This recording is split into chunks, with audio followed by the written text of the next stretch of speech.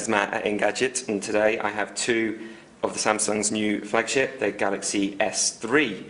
Hardware-wise, we're now dealing with a HD Super AMOLED screen that's 1280 by 720 pixels. It'll come in these two gorgeous colours. This is pebble blue on the left, and my personal favourite, and on the right you have marble white, which is more of a glossy finish. We'll have a play with the pebble blue one, as it is my favourite. Hardware-wise, we've got Exynos's new quad-core processor, clocked at 1.4 gigahertz.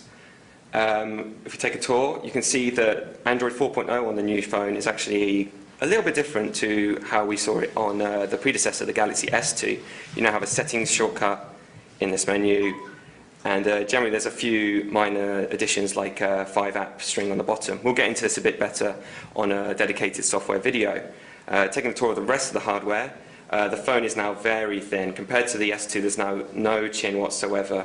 In fact, the deepest part of the phone is actually the center. On the left side, you'll have the volume rocker, and as we tour around to the top, you'll get the headphone socket and a little tab to access the back panel. It's a removable battery here and a micro SD card slot. The phone itself takes a micro SIM. On this final edge, you just get the power that also toggles the screen on and off standby. And at the base, you have a MHL-compatible micro USB port. Button-wise, it's the return of the physical button. This is the global model, so it'll be interesting to see if it makes it across to the US. And two capacitive buttons are flanking it.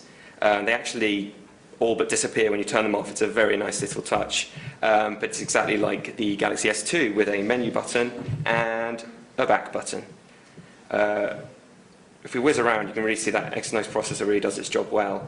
If we open up the browser, you'll see, yeah, it's fast, and pinch to zoom really kind of pops out at you when you're using it. And this is navigating on Wi-Fi, of course, but obviously, depending on your data, you'll get similar speeds.